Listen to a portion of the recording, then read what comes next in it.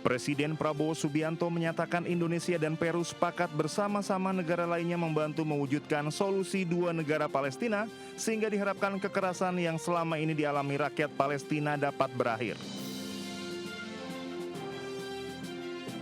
Isu mengenai Palestina menjadi salah satu topik yang dibahas Presiden Prabowo dan Presiden Peru Dina Ercilia Boluarte dalam pertemuan empat mata di ruang kerja Presiden di Istana Merdeka, Jakarta. Kami sangat menghargai sikap Peru yang mendukung kemerdekaan Palestina. Kami akan kerjasama untuk bersama-sama mewujudkan tercapainya solusi dua negara. Presiden Peru Dina Boluarte menyambangi Istana Merdeka untuk melaksanakan kunjungan kenegaraan yang pertama kali dilaksanakan Presiden Peru sejak dua negara membuka hubungan diplomatik pada 12 Agustus 1975. Dalam pertemuan ini, Presiden Prabowo menganugerahi Presiden Boluarte tanda kehormatan tertinggi Bintang Republik Indonesia Adipurna. Presiden Prabowo menyebut Presiden Boluarte banyak berjasa meningkatkan hubungan dan persahabatan Indonesia-Peru. Dari Jakarta, Jen Cahyani, Fakih Satrio, Yudi Permana, Anyus melaporkan.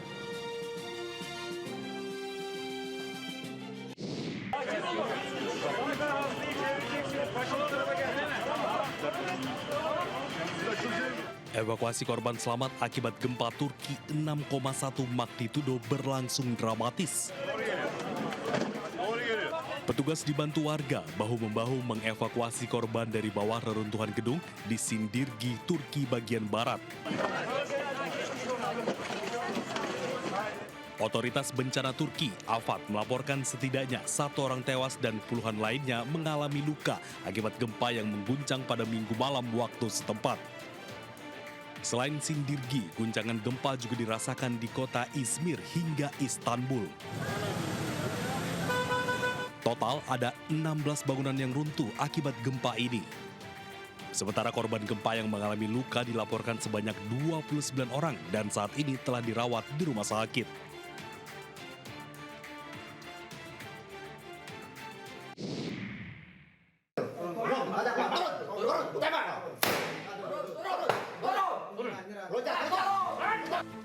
Tim Klambit Polres Bangka meringkus Romi alias Heru, pencuri aki saat bersembunyi di atas plafon rumahnya. Pelaku tak bisa berkutik saat petugas ikut naik ke atas plafon rumah lantaran curiga terhadap keterangan istrinya yang mengatakan sang suami sudah lama tak pulang ke rumah. Pelaku diduga telah mengetahui bahwa polisi akan datang ke rumahnya. Dibantu sang istri, pelaku pun nekat naik ke atas plafon rumah untuk bersembunyi. Selain Romi, petugas juga menangkap pelaku lainnya Rizky. Dari keduanya, petugas menyita 9 buah aki berbagai merek dan ukuran. Pelaku mengaku nekat mencuri aki lantaran mudah dijual dan uang hasil kejahatan digunakan untuk kebutuhan sehari-hari. Pelaku mencuri 9 aki di daerah Kampung Cit, Riau Silim. Pelaku RM pada saat diamankan sempat bersembunyi di atas loteng namun berhasil dicium gerak-geriknya oleh anggota sehingga berhasil diamankan dengan sempurna. Atas perbuatannya, kini kedua pelaku masih dilakukan pemeriksaan di Mapolres Bangka dan terancam hukuman 5 tahun penjara. Dari Kabupaten Bangka, Bangka Belitung, Muhammad Maulana, iNews melaporkan.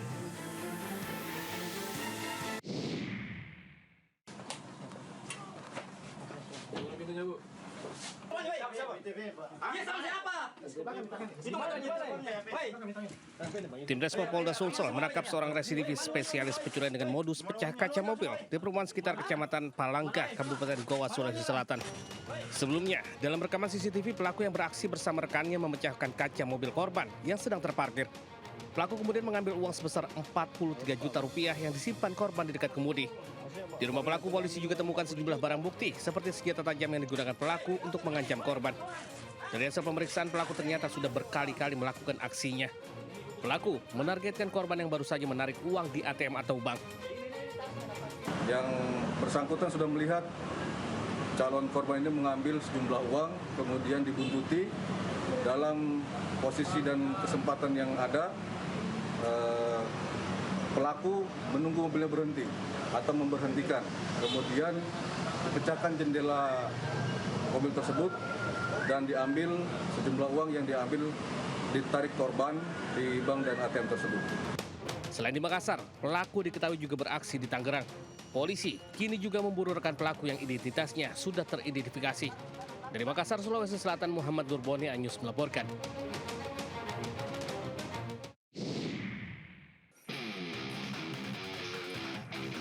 Sedang asik bersantai, seorang pria berinisial FA digerebek polisi di rumahnya di Desa Jenteh, Bangkalan, Jawa Timur.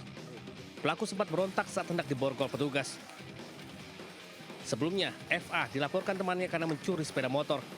Pelaku mengaku kesal karena ditolak saat meminjam uang oleh korban yang merupakan teman karibnya. Karena sakit hati, ia akhirnya mencuri sepeda motor saat korban sedang tertidur. Atau teman, namun pada saat korban tertidur, kunci motor milik korban diambil dan motor dibawa kabur oleh pelaku. Dari catatan pihak polisian, FA merupakan residivis yang pernah dipenjara karena kasus serupa. Kini ia harus kembali mendekam di balik jeruji besi. Dari Bangkalan, Jawa Timur, Taufik Syahrawi, Anyus melaporkan.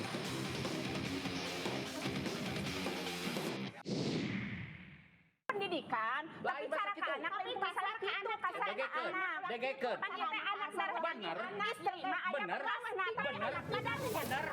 Warga desa Pabuaran, Sukabumi, Jawa Barat dikejutkan keributan di sebuah kios. Kericuhan ini diduga berujung penganiayaan dan laporan ke polisi. Peristiwa ini terjadi saat pelapor melindungi istrinya yang sedang cekcok bersama perempuan berinisial S yang berprofesi sebagai ASN. Keributan pun terus berlanjut hingga membuat warga yang berada di lokasi kejadian datang untuk melerai. Pemicu cekcok diduga karena oknum ASN itu diteriaki pelakor oleh anak pelapor dan dituding jadi penyebab rusaknya hubungan rumah tangga orang tuanya. Akibat kekerasan itu pelapor terluka di wajah dan dada. Adu mulut cekcok sama anaknya, dibantuin sama istri saya. Nah udah gitu, dia mau nampar istri saya halangin sama tangan saya. Tiba-tiba tangan saya ditarik ke bawah sambil nyakar muka saya. Pelapor kasus ini berharap polisi segera bertindak tegas sesuai ketentuan hukum yang berlaku. Dari Sukabumi, Jawa Barat, Budi Setiawan, Anyus melaporkan.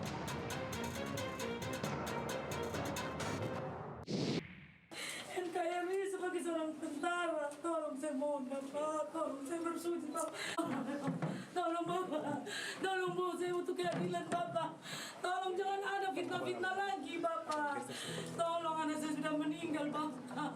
Dengan suara yang bergetar, Sepriana Paulina Mirpe, ibunda almarhum Prada Luki, bersimpu di kaki Pangdam 9 Udayana Maijen TNI Pik Butyakto.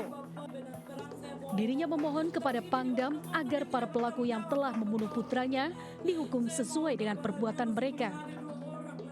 Sepriana mengaku rela jika putranya gugur di medan pertempuran sebagai anggota TNI, namun dirinya sama sekali tidak rela kematiannya akibat dianiaya oleh oknum yang tidak bertanggung jawab. Saya jadikan dia untuk TNI Bapak, medan perang saya boleh Bapak. Tapi ini di oknum-oknum yang tidak bertanggung jawab Bapak, tolong. Saya mohon Bapak, dia masih punya ada 2 orang lagi Bapak. Bagi keluarga Prada Luki, kehadiran Pangdam 9 membawa setitik harapan bahwa kebenaran akan terungkap dan nama putranya akan bersih dari fitnah. Saya sakit hati kalau anak saya sebegitu baru dikatain hoax lagi. Saya mohon tolong jangan fitnah anak saya sudah meninggal Bapak. Saya hanya mencari keadilan. Mohon Bapak, jangan ada fitnah-fitnah lagi yang keji tentang anak saya. Saya mohon juga jangan pernah terjadi seperti ini, cukup anak saya saja.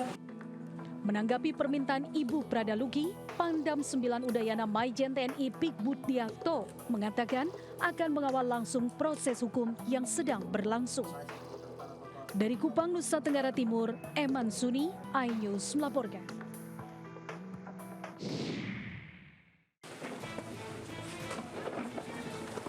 Pangdam 9 Udayana, Maijen TNI Pik Butyakto bertemu dengan orang tua Prada Luki Cepril Saputra Namo di asrama TNI Kuanino, Kota Kupang, Nusa Tenggara Timur. Pangdam menyampaikan berdasarkan penyelidikan tim investigasi, jumlah tersangka yang sebelumnya 4 prajurit kini menjadi 20 prajurit TNI. Dari teritorial pembangunan 834 Wakanga Merenage Keo, Nusa Tenggara Timur, termasuk salah satunya seorang perwira TNI.